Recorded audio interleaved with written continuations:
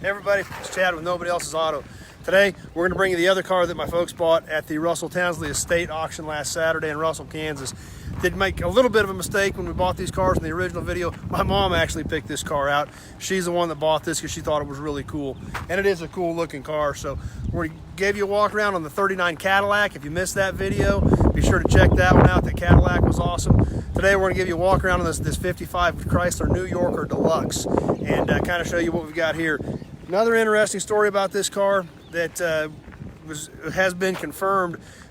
This car, my dad was actually from Russell. This car actually belonged to a family friend of theirs when he was a kid, and it lived just up the street from him. He remembers this actual car driving down the street in front of his house when he was a kid. So kind of a cool double tie there. My dad remembered it when he was a kid. My mom thought it was a cool car. My mom wanted it, so she bought it and brought it home. So we're gonna give you a walk around on this car. We'll start here. We're on the right rear corner.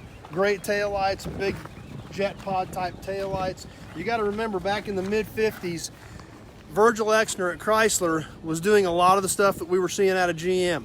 Fins and chrome and style. Ford was starting to focus more on safety.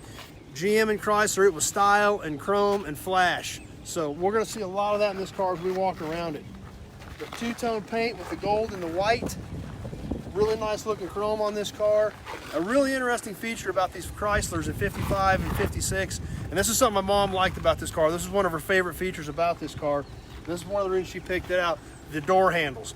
So watch your outside door handles. It's a weird looking door handle. It doesn't have a push button. It doesn't turn down. It's got all kinds of weird stuff. You push this, it pops out, you grab that, and that's how you open your door.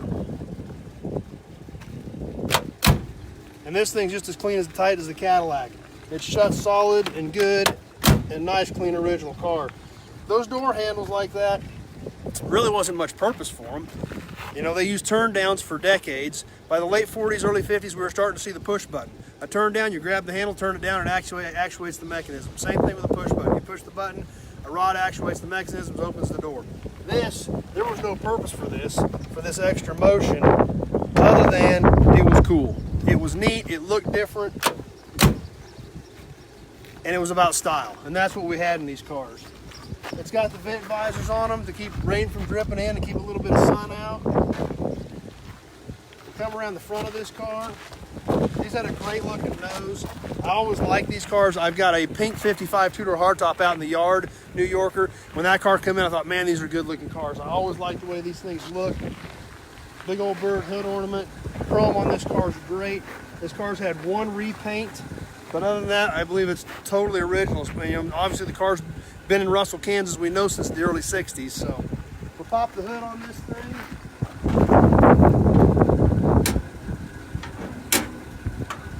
And if you couldn't tell, it's been running the whole time. It's got the original 331 Chrysler firepower Hemi in it. Power steering, power brakes.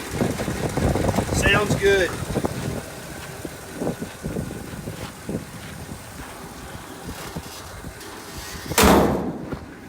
On the front, Butterfield Trail Antique Auto Club. I believe that was a local Russell club back in the day.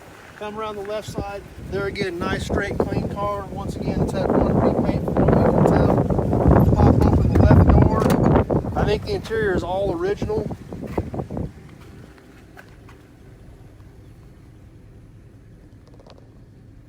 One thing we do need, the horn rings broke. I know those are kind of tough to find, so we are going to be on the lookout possibly for a horn ring. Some extra parts over there on the floor that were there with the car. You know, new old stock taillight lens, some interior trim pieces. Take a look inside this car. Shows 52,807 miles, and near as we can tell, I do believe that's probably actual. Padded dash looks pretty good. We can open the back, take a look inside there, and it looks about the same.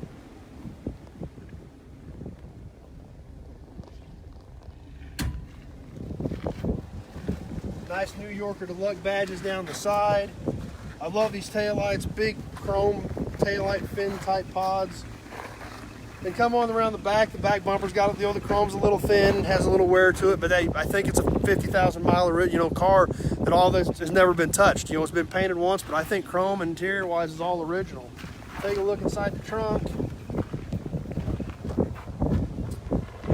I think it's just the way it was. It looks like it's had a few things spilled in it over the day, but I think it's original. It's got the spare, it's got the jack still hung in there with the original spring.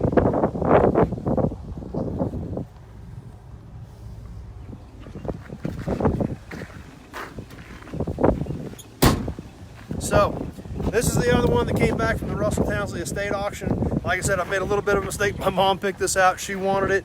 They bought it. They brought it home. And I think it was a good decision. It's a pretty car.